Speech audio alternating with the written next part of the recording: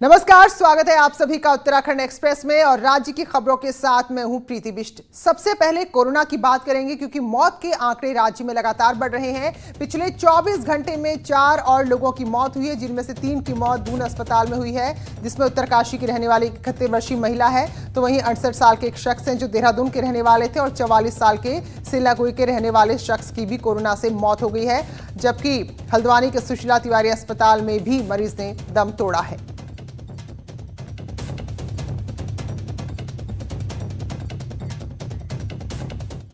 तो हल्द्वानी के सुशीला तिवारी अस्पताल में एक महिला की मौत हुई है। महिला बीजेपी कार्यकर्ता की पत्नी है और लाल कुआं के बंगाली कॉलोनी में रहती थी। 30 जुलाई को महिला को सुशीला तिवारी अस्पताल में भर्ती कराया गया, लेकिन अब महिला की मौत हो गई है, तो यहां कोरोना से एक और मौत का आंकड़ा जुड़ गया है। तो रुद्रपुर से बड़ी खबर है कोरोना को लेकर। यहां विधायक राजकुमार ठुकराल के भाई और उनकी पत्नी कोरोना संक्रमित मिले हैं। विधायक के भाई के अलावा उनकी पत्नी भी संक्रमित हो गई है। दोनों को क्वारंटीन किया गया है, जिसके बाद स्वास्थ्य विभाग ने ठुकराल समेत 24 लोगों के सैंपल ले लिए हैं। हालांकि विधायक ठुकराल की जांच रिपोर्ट नेगेटिव आई है, लेकिन ठुकराल ने खुद को एहतियातन क्वारंटीन कर दिया है।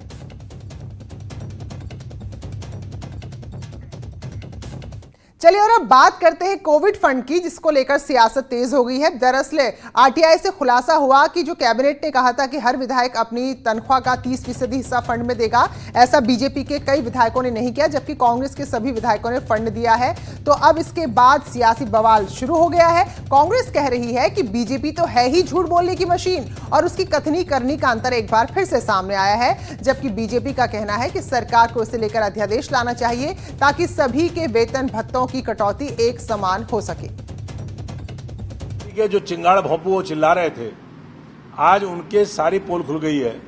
राज्य में सबसे अधिक मुख्यमंत्री राहत कोष में विधायक देने वाली जो विधायक हैं वो डॉक्टर इंदिरा हृदयेश हैं, वो प्रीतम सिंह जी हैं, वो कांग्रेस के विधायक हैं। तो कांग्रेस के द्वारा ये जन दबाव में और मजबूरी में और भारतीय जनता पार्टी के दबाव में उन्होंने अपना फेस सेविंग के तौर पर अब ये कदम उठाया और इसका भी अभी देखना पड़ेगा। देखिए कितने महीनों तक वो योगदान करते हैं।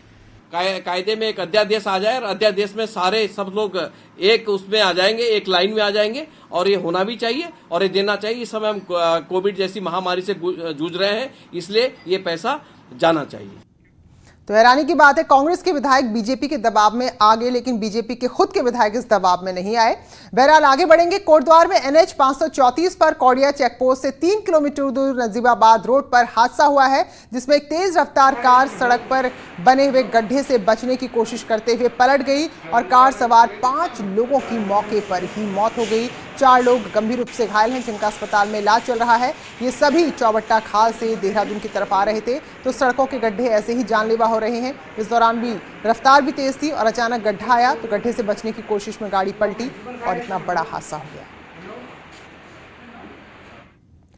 उत्तरकाशी में गंगोत्री नेशनल हाईवे पर आज एक यूटिलिटी गाड़ी पलट गई और इसमें एक बड़ा हादसा होते होते चल गया। यहां पर किस्मत अच्छी थी कि ड्राइवर को कुछ चोटें ही आई हैं।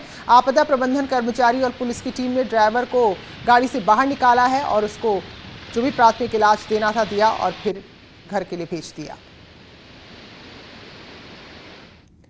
हरिद्वार के इक्कड़ खुर्द गांव में एक मकान ढह गया, जिसमें एक महिला और एक युवक दब गए। उन्हें मलबे से तो निकाल लिया गया, लेकिन उनकी हालत गंभीर बताई जा रही है और इसी दौरान 7 मवेशियों की मलबे में दबने से मौत हो गई है।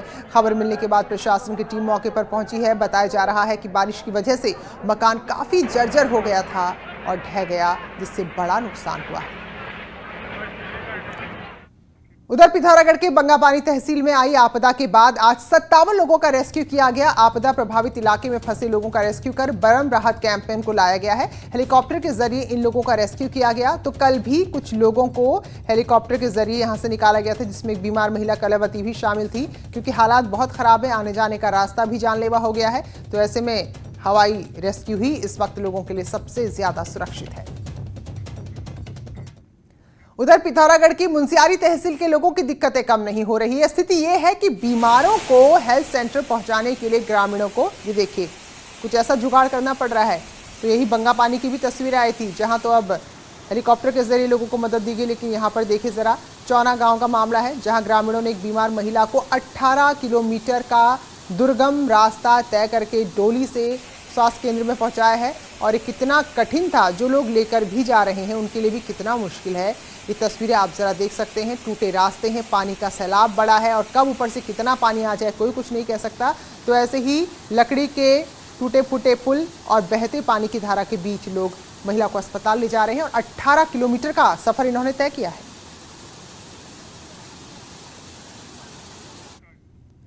और वही पिथौरागढ़ के जिले की ही धारचूला तहसील में भी आसमानी आफत बरसी है। रास्ते और पुल कहीं नजर नहीं आ रहे, पूरी तरह से तबाह हो गए हैं। और अब देखिए जरा विकल्प क्या है। और जाहिर सी बात है, लोगों के पास इतने साधन नहीं कि कोई बेहतर विकल्प या कोई सुरक्षित विकल्प तलाश पाएं, लेकिन ये हर साल का नज़ारा है और सरकार को शायद फिर दिखता नहीं। ये गलाती नाले की तस्वीर है, जहां एक शख्स 2 बिजली के पोल की मदद से बने रास्ते को पार कर रहा है।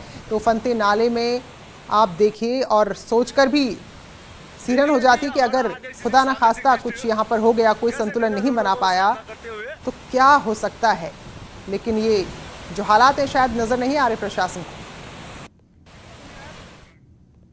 तो एक से बढ़कर एक खौफनाक तस्वीरें सामने आ रही हैं पहाड़ की। और अब विकास नगर के कालसी ब्लॉक की बड़नू गांव की तस्वीर आपको दिखा रहे हैं। देखिए जरा, अभी जो हमने आपको दिखाया था पिथौरागढ़ जिले की तहसील, वहां बिजली के पोल लगाए गए थे और अब यहाँ देखिए, यहाँ बांस के लकड़ी लट्ठे लगाए गए हैं और इससे लोग अपना आना जाना कर रहे हैं। तो बड़नू गांव है और गौथान गांव है, इनको जोड़ने वाला जो पुल था वो पानी की भेंट चढ़ गया। इसके बाद कुछ इस तरह बल्लियों का जुगाड़ किया है और जो गधेरा नीचे बह रहा है उसके ऊपर ये लोग ऐसे ही आ जा रहे हैं, क्योंकि आने जाने की वजह से इनका रोज़गार प्रभावित होगा। अगर ये नहीं गए तो ऐसे में घर रहते हैं तो भूखे मरते हैं, और अगर घर से बाहर निकलते हैं तो इतना ज़्यादा जोखिम इनकी ज़िंदगी पर बना हुआ है। उत्तरकाशी में यमुनोत्री हाईवे कुथनौर और खरादी के बीच खनेड़ा के पास बारिश हुई, भूस्खलन हुआ और 3 दिन से रास्ता बंद पड़ा है, जिससे लोगों को खासी दिक्कत हो रही है। स्थानीय लोगों ने सड़क बंद होने का आरोप लगाया है। उनका कहना है कि सारी गलती जो ऑल वेदर सड़क बन रही है, जो उसका ठेकेदार है, उसकी लापरवाही की वजह से सब कुछ हुआ है, क्योंकि अपने स्वार्थ के लिए मलबा डंपिंग जोन में न डालकर 12 किलोमीटर दूर ले जा रहा है और सड़क का निर्माण का कार्य भी समय पूरा नहीं हो रहा है। वह स्थानीय लोगों ने यमुनोत्री हाईवे खोलने की मांग की है। कि प्रशासन, स्थानीय जो प्रशासन है वहाँ भी जो है आंख मूंदे बैठा हुआ है। ये बड़ा कष्ट का विषय है, जबकि प्रशासन को चाहिए था, क्योंकि यमुनोत्री का धाम जो प्रमुख धाम है, 4 धाम यात्रा का पहला पड़ाव है और इस नेशनल हाईवे है। और ठेकेदार की लापरवाही के कारण जो ठेकेदार अपने क्रेशर पर जो है इसको जो है 10 किलोमीटर दूर जो है यहाँ से मलबा उठा रहा है। सिविल लाइन कोतवाली क्षेत्र के 84 जबरदस्तपुर गांव में गौकशी की सूचना पर पुलिस पहुंची है। ग्रामीणों ने पुलिस को सूचना दी थी, जिसके बाद खेतों में यहां पर अवशेष भी खुदवाए गए तो प्रतिबंधित मांस बरामद हुआ है, जबकि आरोपी मौके से फरार है। पुलिस का कहना है कि फिलहाल मांस के सैंपल जांच के लिए भेजे जा रहे हैं और आरोपियों के खिलाफ कड़ी कार्रवाई की जाएगी। गोमांस रखा हुआ है। इस सूचना पर पुलिस द्वारा मौके पर पहुंचकर करीब 1.5 कुंटल गोमांस और काटने के उपकरण आदि बरामद किए हैं। बरामदा गोमांस में से वही सैंपल ले लिया गया था पशु चिकित्सा अधिकारी को बुलवा करके, और जो शेष मांस था उसे वहीं दफना दिया गया है नियमानुसार। उत्तराखंड में 40 से ज्यादा ऐसे निजी स्कूल हैं जिन्होंने अब तक आरटीई यानी कि शिक्षा के अधिकार के तहत अपना रजिस्ट्रेशन नहीं कराया है। उनके यहाँ इस सेशन में आरटीई छात्रों के एडमिशन मान्य नहीं होंगे। एजुकेशन डिपार्टमेंट ने प्राइवेट स्कूलों को सख्त निर्देश दिए हैं कि स्कूलों के जो भी दस्तावेज हैं और जो भी रजिस्ट्रेशन फीस जमा करनी है उसे जल्द से जल्द करें और 31 अगस्त तक इसके लिए अप्लाई कर सकते हैं। तो हिंदी मीडियम स्कूल के लिए 10,000 और अंग्रेजी मीडियम स्कूल के लिए 50,000 रुपये रजिस्ट्रेशन फीस रखी गई है। इसके बाद अक्टूबर महीने में हर महीने 1,000 रुपये के हिसाब से पेनल्टी लगाई जाएगी। अंतर्गत करीब 120 स्कूल हैं और इसमें मार्शल स्कूल भी है। उस पे एक अखबार की प्रतिलिपि पोस्ट करी गई, जिसके अंदर शिक्षा महकमा के द्वारा कहा गया कि जो प्राइवेट स्कूल हैं उनको रजिस्ट्रेशन के लिए, इंग्लिश मीडियम स्कूल, उनको 50,000 रुपये देने पड़ेंगे रजिस्ट्रेशन के लिए, और जो हिंदी मीडियम स्कूल हैं उनको 10,000 रुपये देने पड़ेंगे। चलिए और अब बात करते हैं राम मंदिर की, जिसका बड़ा असर, जिसकी गहमा गहमी उत्तराखंड में भी साफ देखने को मिल रही है। हरिद्वार से अयोध्या के लिए संतों का एक जत्था गंगा जल और पावन मिट्टी को लेकर रवाना हुआ है। साध्वी ऋतंभरा के गुरु और श्री राम जन्मभूमि तीर्थ ट्रस्ट के ट्रस्टी श्री पंचायती निरंजनी अखाड़ा के महामंडलेश्वर युग पुरुष स्वामी परमानंद गिरी की अगुवाई में साधुओं का एक दल अयोध्या के लिए रवाना हुआ। ये दल अलग अलग पवित्र नदियों के जल और रेत के साथ उत्तराखंड के कोटद्वार क्षेत्र में भरत की जन्मस्थली की मिट्टी लेकर भी रवाना हुआ है। इस अवसर पर नदियों के जल और मिट्टी की पूजा अर्चना की गई, उसके बाद इन्हें रवाना किया गया।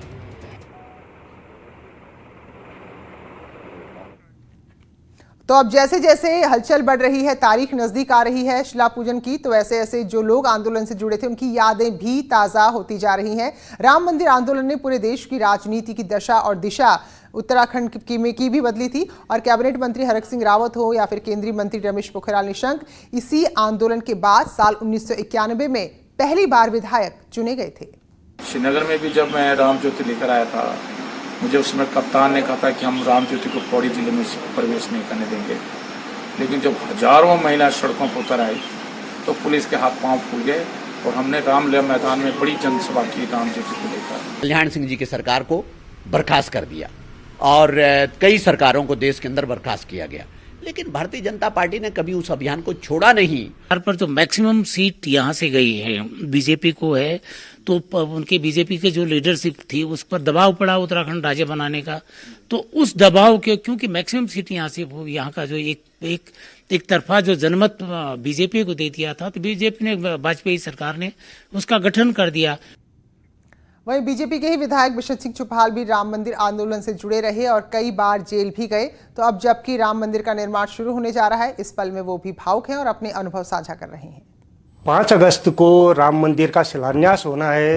राम मंदिर आंदोलन में पिथौरागढ़ जिले का भी बड़ा योगदान था। उस वक्त के जो भाजपा के नेता थे, आरएसएस से जुड़े हुए लोग थे, उन्होंने काफ़ी संघर्ष किया। उन्हीं में एक है बिशन सिंह चुफाल, जो भाजपा के बड़े कद्दावर नेता हैं, पूर्व प्रदेश अध्यक्ष, कैबिनेट मंत्री रह चुके हैं, वर्तमान में विधायक भी हैं। उनसे पूछते हैं, लगभग 29 साल बाद उनका ये सपना पूरा होने जा रहा है, तो कैसा लग रहा है? चुफाल जी क्या कहेंगे? जिस 1991 में राम जन्मभूमि का एक जन आंदोलन था, उस समय मैं भारतीय जनता पार्टी के जनपद पिथौरागढ़ का जिला अध्यक्ष था और उस समय जो आंदोलन था, उस आंदोलन में हम पहले DD8 क्षेत्र में मेरा घर था, वहीं रहता था, तो वहाँ पर भी हमने आंदोलन किया। तो उस समय भी हमको बंद किया, फिर हमको मुजलके में छोड़ दिया। जिला अध्यक्षों ने तो फिर पिथौरागढ़ जिले में आया, यहाँ फिर हमने आंदोलन शुरू किया। यहाँ पर भी हमको 2-3 दिन तक पुलिस लाइन में बंद किया। जो लोग ऊपर स्वर्ग में चले गए, उनकी मनोकामनाएं जरूर पूरी होगी और राम जन्मभूमि बनेगा और ऊपर वाले जो उनके आत्मा को शांति मिलेगी। जो आंदोलन में शामिल हुई थी मेरे साथ। निश्चित तौर पे पिथौरागढ़ जिले से कई लोगों ने राम मंदिर आंदोलन में शिरकत किए थे। कई लोग अब इस दुनिया में नहीं हैं। कुछ ऐसे लोग हैं जो उस आंदोलन के साक्षी रहे हैं, तो इन्हें पूरी उम्मीद थी कि जो आंदोलन इन्होंने शुरू किया है उसका कोई ना कोई नतीजा निकलेगा और वो नतीजा आज निकल गया है। विजयवर्धन उप्रेती, न्यूज़ 18, पिथौरागढ़। तो कहते हैं कि अपने वनवास के दौरान प्रभु श्री राम उत्तराखंड के कई इलाकों में गुजरे थे, वहां प्रवास भी किया था और उसके प्रमाण ऋषिकेश में मौजूद है। मान्यता है कि भगवान राम लंका में विजय प्राप्त करके रावण का वध कर ब्राह्मण हत्या दोष से ग्रसित हो गए थे और उसके निवारण के लिए श्री राम, सीता, लक्ष्मण, भरत और शत्रुघ्न के साथ ऋषिकेश पहुंचे, जहां ऋषि कुंड में भगवान श्री राम ने अपने पिता दशरथ का पिंड दान किया और यहीं पर एक स्थान पर परिवार समेत विश्राम भी किया। तो आज उस जगह पर प्राचीन ऋषि कुंड मौजूद है। साथ ही जहां प्रभु के चरण पड़े थे, आज उनकी चरण पादुका है और जिस स्थान पर भगवान ने विश्राम किया था, वहां पर प्राचीन रघुनाथ मंदिर मौजूद है। मान्यता है कि भगवान राम जी ने जब रावण का वध करा था तो उन पर ब्रह्म हत्या का दोष लगा था, तो उसके प्रायश्चित के लिए भगवान इस स्थान पे आए और भगवान ने इस स्थान पे विश्राम करा था। सब यहाँ पर तप करते थे, सब ब्राह्मण थे, अति ऋषि, कौमदम ऋषि, भारत ऋषि, गौतम ऋषि, विश्वामित्र ऋषि, कश्यप ऋषि, उनके तब से वरदान से यमुना माता प्रकट हुई हैं, तब से यहाँ का महात्म हो गया। यहाँ पर पिंड तर्पण श्राद्ध करते हैं। और अब बात करते हैं रक्षाबंधन की। तो बकरीद की तरह रक्षाबंधन पर भी कोरोना का असर देखने को मिल रहा है। बाजार में लोगों की भीड़ थोड़ा कम ही नजर आ रही है। तो जैसे बकरीद पर भी हमने देखा था, वरना कितनी चहल पहल रहती थी, तो तब भी बाजार सुनसान थे और फिलहाल लोग डर की वजह से घरों से कम ही बाहर निकल रहे हैं। मतलब जो रौनक पहले होती थी, मतलब रक्षाबंधन में खरीदारी वगैरह करते थे तो काफ़ी भीड़ होती थी, तो अभी आप देख रहे हैं कि पूरा खाली है मार्केट और मतलब स्टॉक भी इतना दिखाई नहीं दे रहा है जैसा होता था रक्षाबंधन को लेकर। और बाकी मिठाइयाँ वगैरह ये हम खा नहीं सकते हैं, खरीद नहीं सकते। फीका फीका ही लग रहा है क्योंकि अब देख रहे हैं कोरोना का टाइम है सब कुछ, तो फिर बाहर से कुछ खरीदना भी थोड़ा अनसेफ सा लग रहा है। पर राखियाँ वगैरह तो हम खरीद ही रहे हैं, बाकी स्वीट्स एंड ऑल जो सब हम नहीं कर रहे हैं खरीदारी उस चीज़ की। मार्केट बिल्कुल स्लो है, स्लो मार्केट है, बहुत कम लोग आ रहे हैं लेने के लिए, मतलब हर साल के मुताबिक 50% भी नहीं आया। और वहीं टिहरी के बौराड़ी बाजार में भी कम ही दुकानें लगी हैं। लोगों ने, जो दुकानदार, उन्होंने सामान भी कम ही मंगाया है क्योंकि ग्राहक भी काफ़ी कम आ रहे हैं। तो ऐसे में रक्षाबंधन का त्योहार फीका ही नजर आ रहा है। माल बहुत बच चुका है और जो है जितना चलना चाहिए था उतना चला ही नहीं बिल्कुल भी जो है। और तुम्हारा जितना कोरोना की वजह से बिल्कुल मारा मारी, ना गाड़ियाँ ना कुछ, कोई ग्राहक आ नहीं रहा है। कोरोना की वजह से इस समय काम बिल्कुल ही ढीला है, 10% काम भी नहीं रहा मार्केट के अंदर। दुकानदारों की हालत बहुत खस्ता है। और वहीं कोरोना के चलते देवीधुरा का बगवाल मेला जो विश्व प्रसिद्ध है उस पर भी असर पड़ा है। तो रक्षाबंधन के दिन ही ये बगवाल मेला होता, लेकिन इस बार बगवाल नहीं होगी और इतिहास में ये पहली बार हो रहा है जब चंपावत जिले के देवीधुरा में बगवाल नहीं होगी। तो दरअसल 4 खाम 7 तोपों के बीच ये पाषाण युद्ध एक तरह से खेला जाता है और माँ बाराही को इसके बाद तिलक लगाया जाता है। लेकिन अब इस बार कोरोना है क्योंकि ये मेला ही ऐसा है कि भीड़ बहुत ज़्यादा जुटती है। तो फिलहाल पहली बार होगा जब बगवाल मेला नहीं खेला जाएगा देवीधुरा में। ऐतिहासिक वो पाषाण कालीन बगवाल मेला इस वर्ष कोविड-19 को देखते हुए 4 खाम 7 थोक के विद्वान नागरिकों के द्वारा ये मेला न खेलने की आम सहमति बनी है। माँ बाराही सभी। चलिए, कोरोना की खबरों के बीच एक अच्छी खबर आपको दिखाएंगे छोटे से ब्रेक के बाद, जहां एक नन्हे हाथी का जन्मदिन सेलिब्रेट किया गया।